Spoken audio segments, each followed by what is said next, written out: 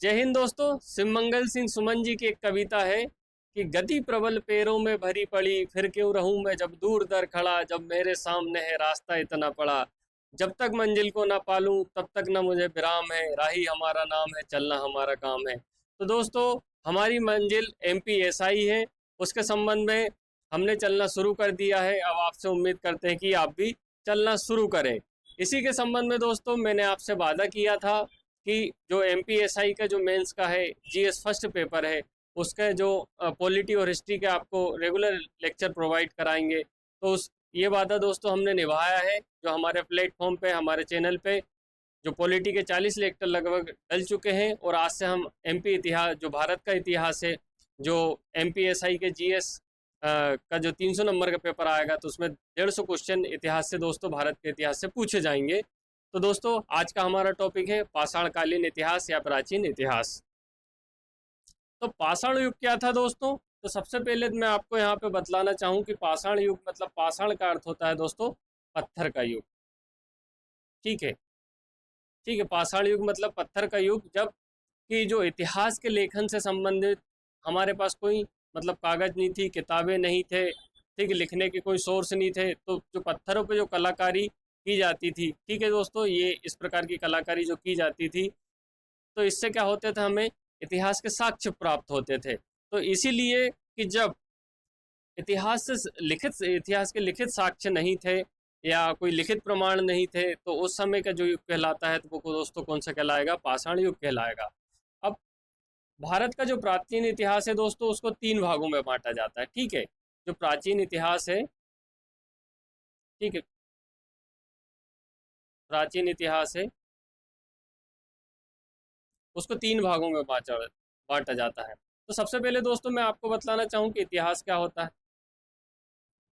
इतिहास क्या होता है दोस्तों? सबसे पहले तो इतिहास जो जो बीत चुका है, जो बीत चुका है वो क्या कहलाता है दोस्तों? इतिहास को।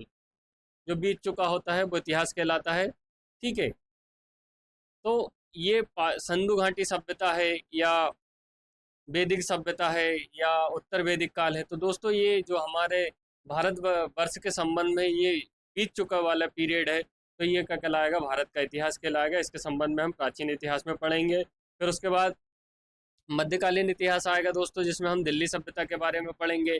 फिर उसके बाद मुगल काल आएगा। मुगल काल के बाद दोस्तों आधुनिक इतिहास की शुरुआत हो जाती है, जब ब्रिटिश भारत में 1600 में आते हैं।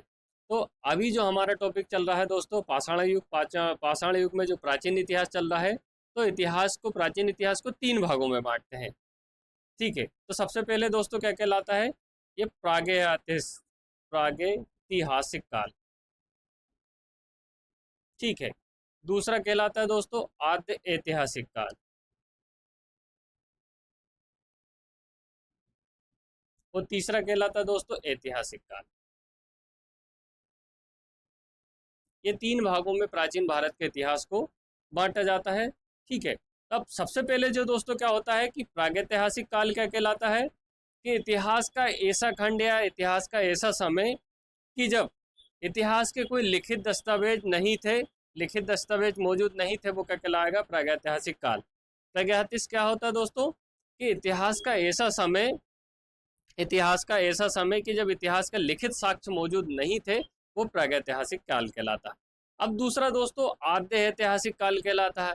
आद्य ऐतिहासिक काल क्या होता है कि जब इतिहास का लिखित साक्ष्य तो था, ठीक है, लिखित साक्ष्य था जैसे, लेकिन उसका पढ़ा नहीं जा सका है कि वो क्या मतलब उन्होंने जो बात लिखी गई है, उसकी जो लैंग्वेज को हम मतलब अपनी भाषा में क्या करें, इंटरचेंज नहीं कर पाए हैं कि उनने क्या लिखा था, या उसकी पहचान नहीं हो पाई है, तो वो क्या कहलाता है? आद्य ऐतिहासिक काल।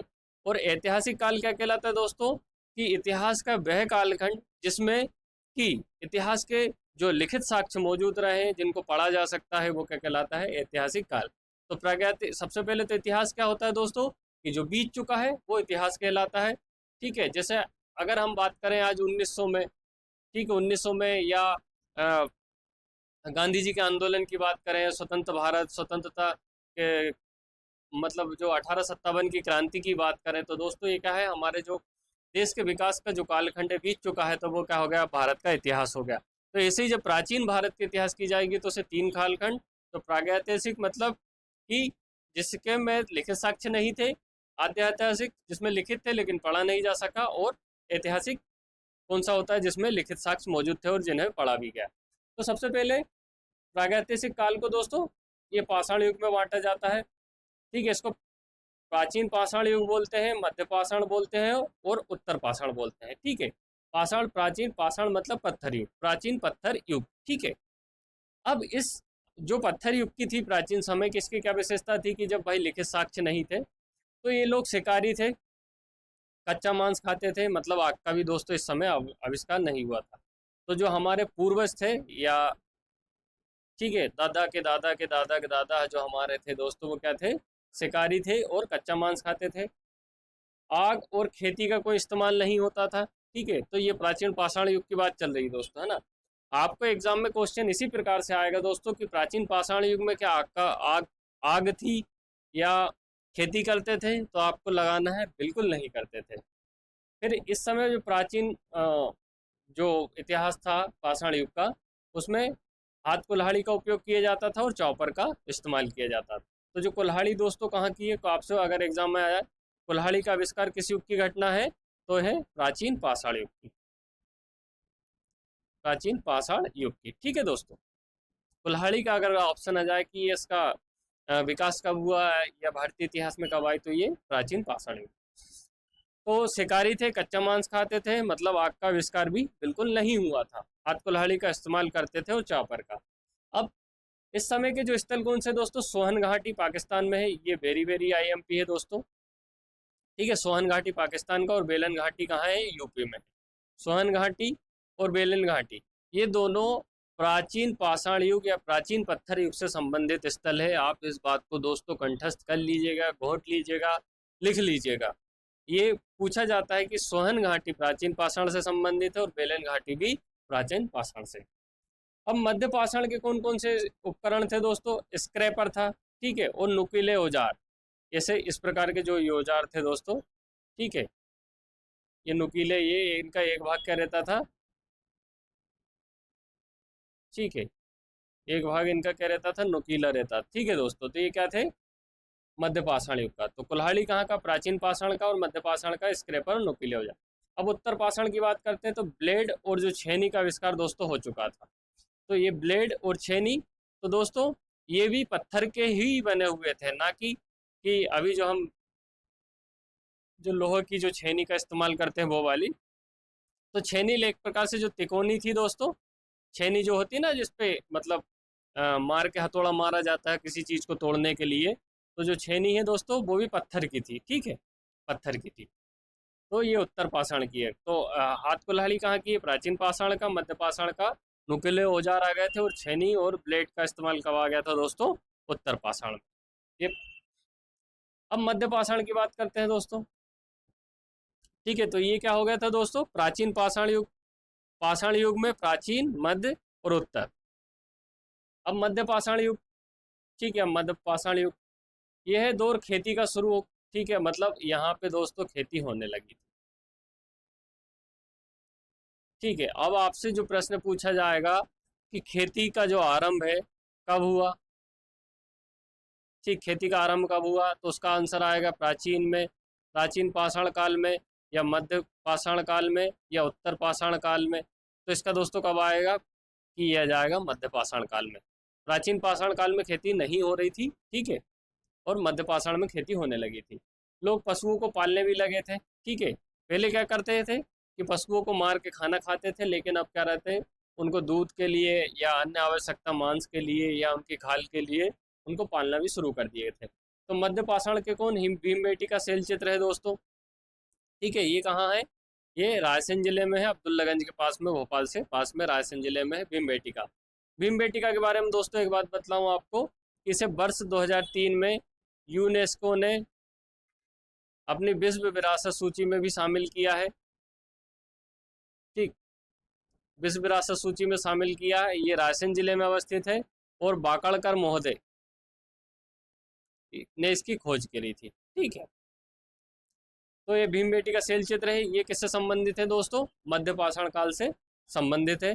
वो जो आदमगढ़ है नर्मदापुरम जिले में है दोस्तों, जिसका प्राचीन नाम होशंगाबाद था, जिसमें ये आदमगढ़ की ये भी क्या है दोस्तों, मध्य पाषाण काल से संबंधित है। कि इसमें इनके यहाँ पे जो शैल चित्र है, इनसे इस बात का उल्लेख होता है कि जो लोग थे या जो हमारे पूर्वज थे या जो आदि मानव थे, वो क्या करते थे कि खेती करते थे। वहाँ की जो पेंटिंग्स वगैरह उनमें ही ये पता चलता। तो भीमबेटका और आदमगढ़ कहाँ का है दोस्तों? भीमबेटका है रायसेन जिले में, आदमगढ़ होशंगाबाद है नर्मदापुरम जिले में है। और दोनों का संबंध किससे है दोस्तों? मध्यपाषाण काल से या मेसोलिथिक युग से है। अब दोस्तों नियोलिथिक युग या नया पाषाण युग, ठीक है, ये खेती की शुरुआत का दौर था। ये दोस्तों मध्य पाषाण में खेती हो चुकी थी, पर मतलब एक जनरल तौर पे कि बहुत से लोग कर रहे हो ऐसा नहीं था। कोई कोई चुनिंदा लोग या जो छोटे छोटे कबीले थे या क्षेत्र विशेष में या गांव विशेष में खेती कर रहे थे। लेकिन नया पाषाण युग में एक व्यापक पैमाने पे दोस्तों क्या हो गई, खेती होना शुरू हो गई थी।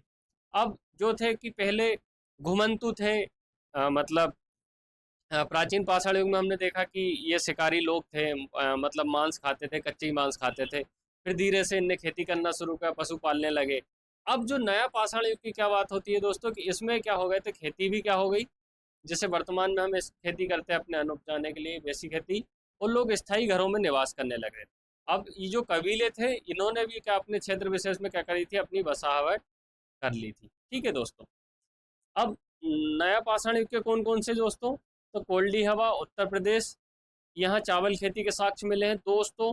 ये विभिन्न एग्जाम में पूछा जा चुका है, काफ़ी ज़्यादा इंपॉर्टेंट फैक्ट है कि चावल के साक्ष्य कहाँ से मिले हैं।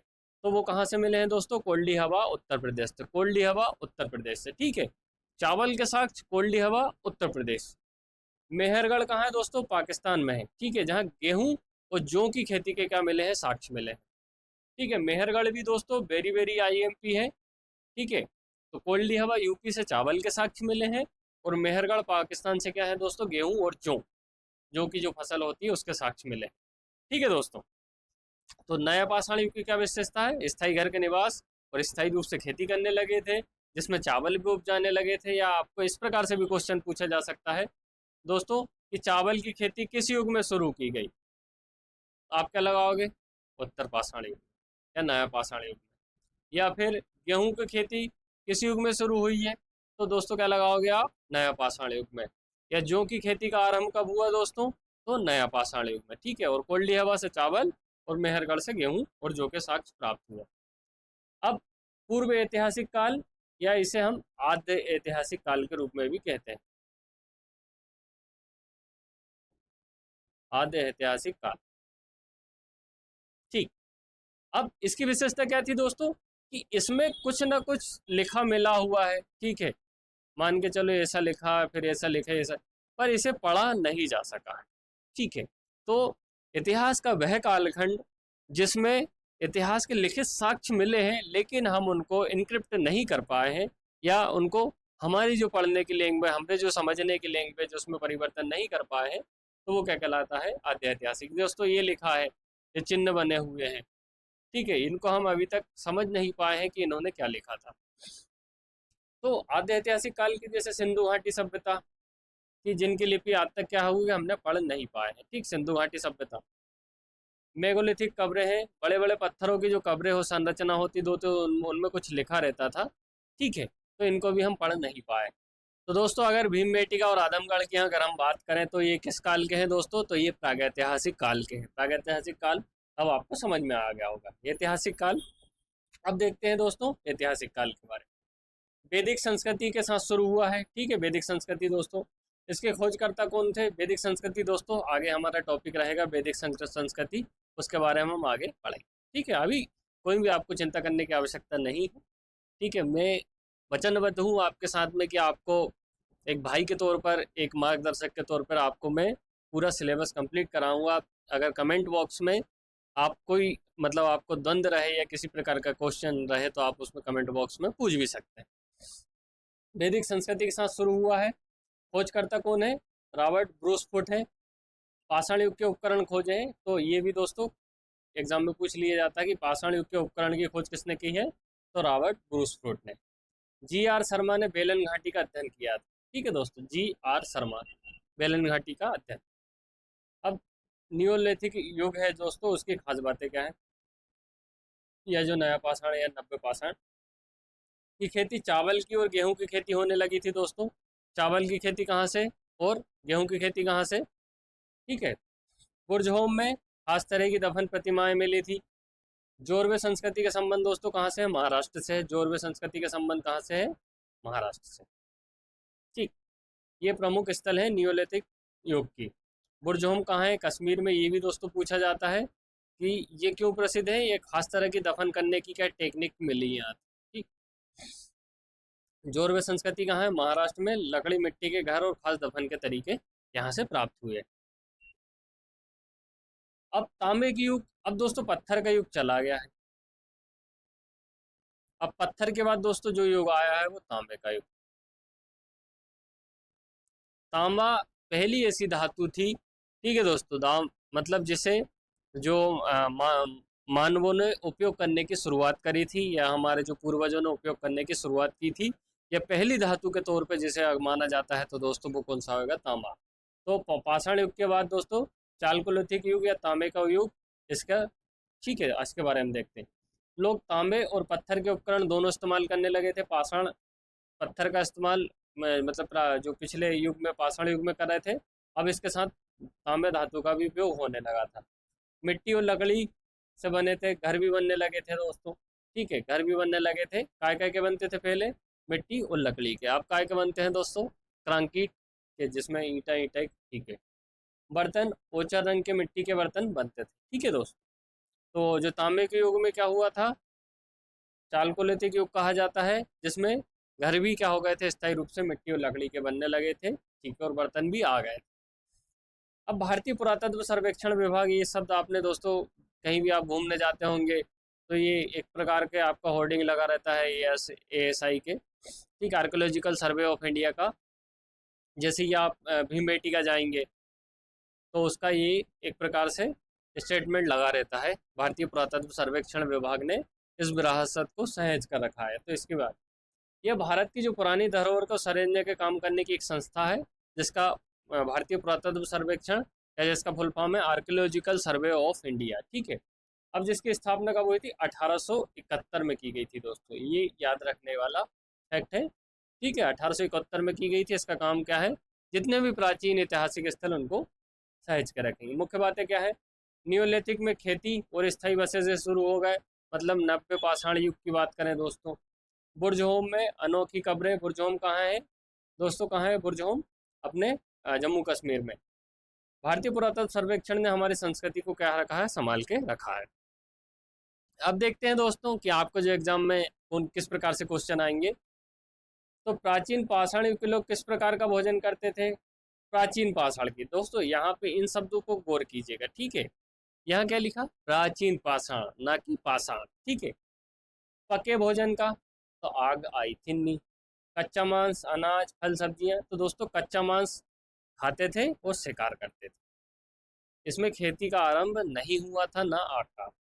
निम्नलिखित से कौन सा स्थल मध्य पाषाण युग? ठीक है दोस्तों, अब मध्य पाषाण युग, सोहन घाटी, आदमगढ़, कोल्डी हवा, बुर्जहोम। तो दोस्तों मध्य पाषाण का एक आदमगढ़ आ जाएगा, दूसरा।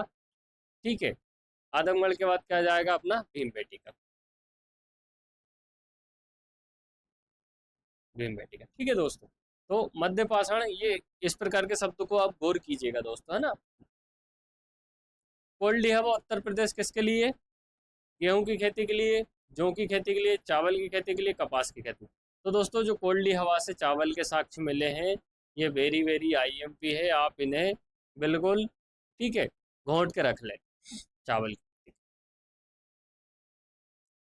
निम्नलिखित में से कौन सी सभ्यता पूर्व ऐतिहासिक काल आती है जिसकी लिपि आज तक नहीं पढ़ी गई? वैदिक सभ्यता, सिंधु घाटी सभ्यता, मौर्य सभ्यता, गुप्त सभ्यता। तो दोस्तों ये पूर्व ऐतिहासिक काल को हम आद्य ऐतिहासिक काल भी कहते हैं। ठीक, आद्य ऐतिहासिक काल भी कहते हैं। तो इसका आद्य ऐतिहासिक काल में आता है, तो वो दोस्तों कौन सी है? सिंधु घाटी सभ्यता है, कि जिसकी इस प्रकार से लिपि लिखी गई है, जिसको हम अभी तक पढ़ नहीं पाए। तो इसका आंसर आ जाएगा सिंधु घाटी सभ्यता। जोरवे संस्कृति का संबंध किस राज्य से है? यूपी, गुजरात, महाराष्ट्र, कर्नाटक। तो दोस्तों ये जोरवे संस्कृति के संबंध कहाँ से है? महाराष्ट्र से। राबर्ट ब्रूस फूड किस खोज के लिए प्रसिद्ध? सिंधु घाटी वैदिक पाषाण युग के उपकरण। तो दोस्तों जो रॉबर्ट ब्रूस फूड ने क्या है, पाषाण युग के उपकरण की क्या करी थी? खोज की थी। भारतीय पुरातत्व सर्वेक्षण की स्थापना कब हुई थी? तो दोस्तों ASI की स्थापना, या जो भारतीय संस्कृति को सहेजने की संस्था है, तो इसकी स्थापना 1871 में की गई थी। बुरजोम कश्मीर में किस बात की जानकारी मिलती है? तो दफन करने की क्या है, वहाँ पे विशेष जो स्थलाकृतियाँ हैं उनके बारे में जानकारी मिलती है। चालकोलिथिक युग में कौन से मिट्टी के रंग के बर्तन पाए जाते हैं? ठीक है, ओचर कलर के दोस्तों। ठीक है, ओचर कलर, ये याद कर लीजिएगा, है ना। निम्न किस स्थल के शैल चित्र पाए गए? मेहरगढ़, भीमगढ़, भूमगढ़। ठीक है, तो शैल चित्र की बात आती है दोस्तों, भीमबेटिका की बात आती है। अब अगर भीमबेटिका के साथ यहाँ आदमगढ़ भी होता है तो ये भी आ जाता है, 1 और 2 हो जाता दोस्तों। दोस्तों अगर आपको हमारा सेशन पसंद आ रहा हो तो कृपया वीडियो को लाइक कीजिएगा, कमेंट कीजिएगा और सब्सक्राइब कीजिएगा। दोस्तों मैं खुदा से दुआ करता हूँ कि आपकी हर तमन्ना जल्द से जल्द मुकम्मल हो और ईश्वर आपको सुख शांति समृद्धि प्रदान करे। धन्यवाद दोस्तों, मिलते हैं जल्द नेक्स्ट वीडियो के साथ में। धन्यवाद।